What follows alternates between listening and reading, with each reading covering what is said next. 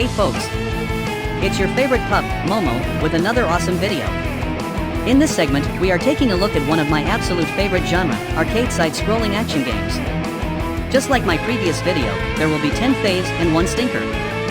These side-scroller games have been a phenomena back in the 80s and 90s. Games nowadays are all first-person shooters or 3D, and the only way you can play good old side-scrollers nowadays would be either through emulation or indie games. I guess there's still a huge place in my heart for side-scrolling action games because of nostalgia. Don't get me wrong. There are fantastic modern games that I play, but my heart still favors old arcade games. It's something I have grown up with and very near and dear to me. With that said, here are top 10 arcade side-scrolling action games and one that is not so great. It was really hard truncating the list down to mere 10 games, since there are many great games out there, thus there will be more videos covering this subject. So without any further delay, let's ascertain this matter, shall we?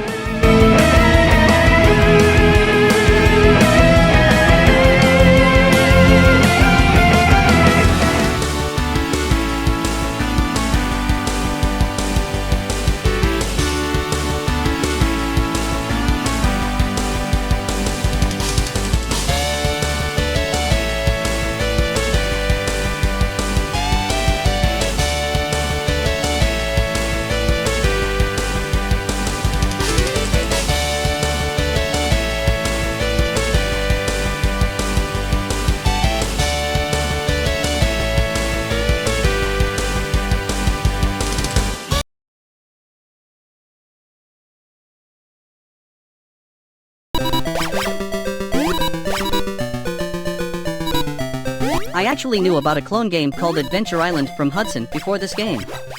I didn't even know about the existence of this game until late 90s.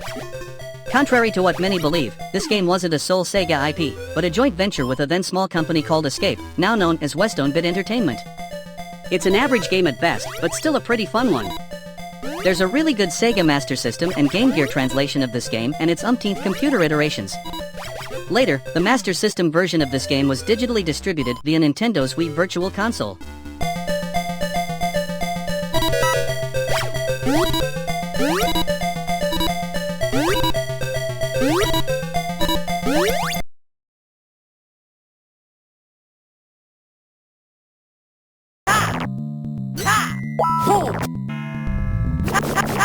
I am sure many of you will remember the NES version of this game. I have expressed this before, but there are games I prefer on the NES over their arcade counterparts. While the NES version of this game is vastly different from its original source material, I really like the arcade version. There are some similarities present in both versions, notably the ever-static sunset in the background. At the time, making an unfaithful translation from arcade to home conversion seemed to have been Tecmo's modus operandi. But then again, that could be said about many other game companies at the time. Having said that, there's a really faithful version of this game for the Atari Lynx. If non-stop, fast-paced side-scrolling action is your thing, this game may actually be a good game for you to delve into.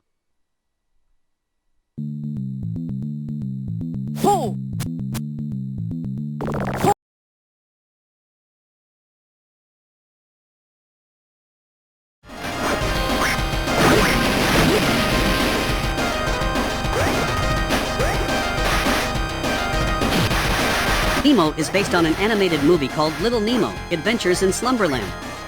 This game uses the then venerable CP system to power this game. Much akin to the previous entry, the NES version of this game is vastly different. I am going to be frank. Nemo for the arcade is just a run-of-the-mill side-scroller. Doesn't really have much in terms of techniques or intricacy.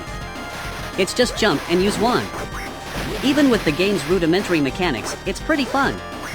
Graphics are fantastic and the sound is very congruent to the story or theme of this game. There has never been a direct arcade perfect port of this game. I am guessing it's due to licensing issues. If you have never played this game, you should give it a try via emulation.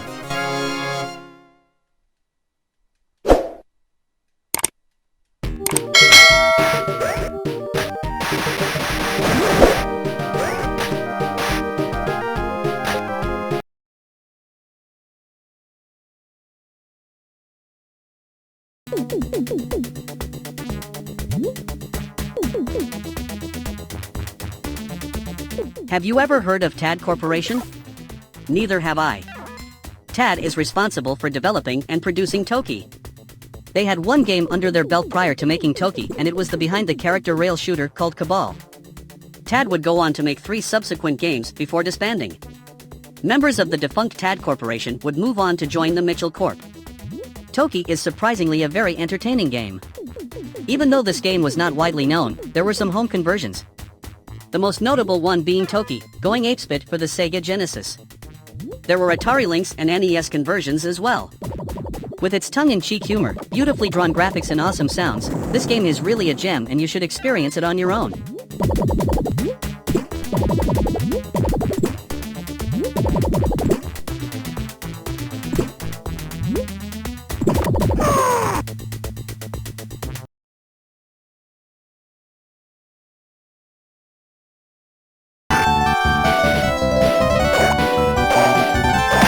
Another great side-scroller from Capcom. Using the same hardware as Nemo, which I've covered earlier in this list, this is a 2-player side-scroller action-adventure game. I guess it's just me, but the graphics and presentation screams Toriyama of the Dragon Ball fame. Like the Merchant Girl is a very close image of Bulma. Kudos to you, if you have any idea what the fuck I am talking about. Graphics is fantastic and the music gives that fantasy game vibe. There have been a lot of conversions of this game, but the 2 notable ones are the ones for Sega Genesis and the TurboGrafx CD.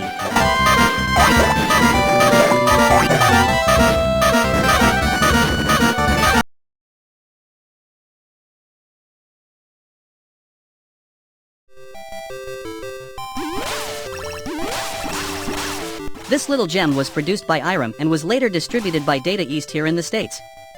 It's extremely addicting game. When you hit an enemy, there's this inexplicable satisfaction you get. Perhaps it's that unique sound the game makes when the main character hits enemies. Memorization for this game is a must as this is a short game. There have been one absolutely fantastic translation for the NES labeled Kid Nicky, the Radical Ninja. There have been 2 subsequent sequels that remained in Japan for the Famicom. Honestly, after playing them, they can keep those 2 games there.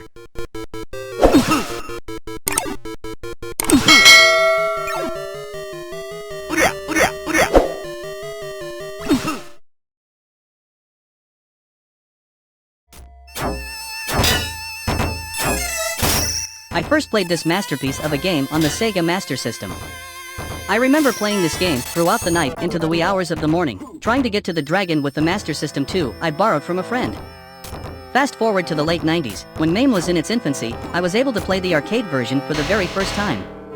The graphics looked better with bigger characters and the hit detection was more precise than the Master System iteration. Even though this game is slow-paced, the hit detection, the absolute amazing graphics and sound will keep you immersed in this game. Other than the Master System, there have been ports for various home computers and the Game Gear. Much later, there was a direct arcade to home emulation as part of the Taito Legends in 2006. Most recently, this game was part of the Taito Egret 2 mini console. If you don't want to get an Egret but you have a tablet or a PC, you should emulate this game. It's one of my absolute fave.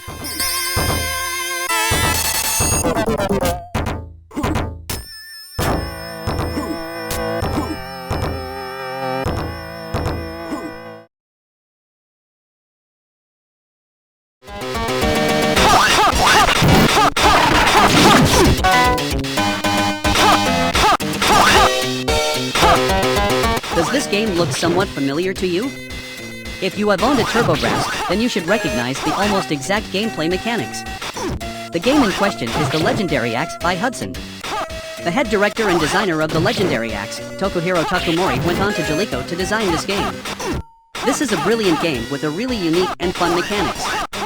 You power up your axe, not by increasing the strength of said weapon, but rather increase the velocity to charge the weapon by obtaining a speed-up power to its maximum efficacy. The graphics utilizing Jaleco Mega System 1A equals that of CPS or System 16, and it's quite beautiful. The sound, albeit loud, is very nice and dynamic. There's a fantastic NES port of this game. The Direct Arcade emulation port was never translated to any modern consoles until recently, when this game was released as part of the Jaleco Arcade Collection Volume 1 for the Evercade handheld system. This is one awesome gem and you should experience it.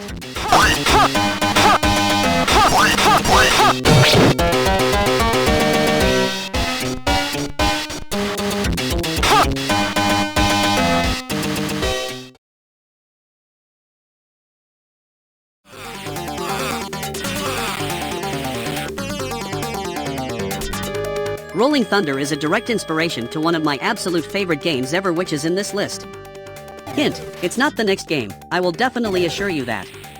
They consider this game a run and gun, but I consider this as a side-scroller action game. Using the Namco System 86, the game touts gorgeous graphics, awesome sound and animation, along with fast-paced, addicting gameplay. There has been myriad of home conversions, including a shit ton of computer ports and one fantastic port for the NES. Later, it would make a near-perfect arcade port to the PlayStation under the Namco Museum moniker. An absolute gem.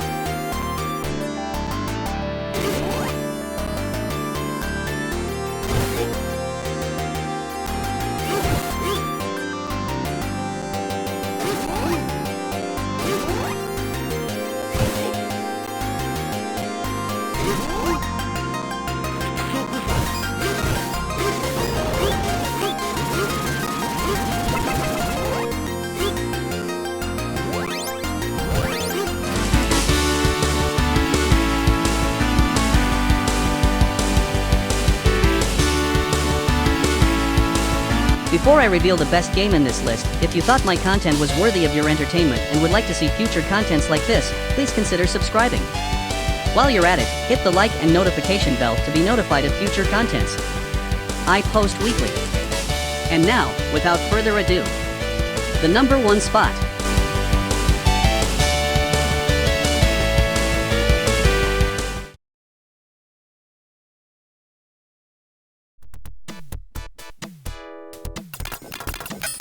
This may be one of my favorite games ever. Shinobi was released under Sega's Awesome System 16 hardware. You helm the role of Joe Musashi. You are out to rescue students of your clan from the dastardly evil Z organization. This game was heavily inspired by the number 2 of this list, Rolling Thunder, which was released a year prior. I was first exposed to this game at a bowling alley back when I was younger in Daly City, California. Instead of bowling with my friends, I was just immersed into the Shinobi arcade cabinet, pumping in shit ton of quarters. Now through advancement of modern technology, emulation, I am able to play all I want and won't cost me a single quarter. There have been so many conversions for legacy consoles and computers. The most notable version is the one for the Sega Master System. It's not nearly as good as its arcade counterpart, but it's a great game in its own right. Fast forward to 2020, a perfect arcade emulated port came out for the Astro City Mini, and I tell you, this game alone will be worth getting an Astro Mini unit. There are other great games for it, but just expressing the visceral love for this game. Do yourself a favor and play this masterpiece. You will definitely not regret it.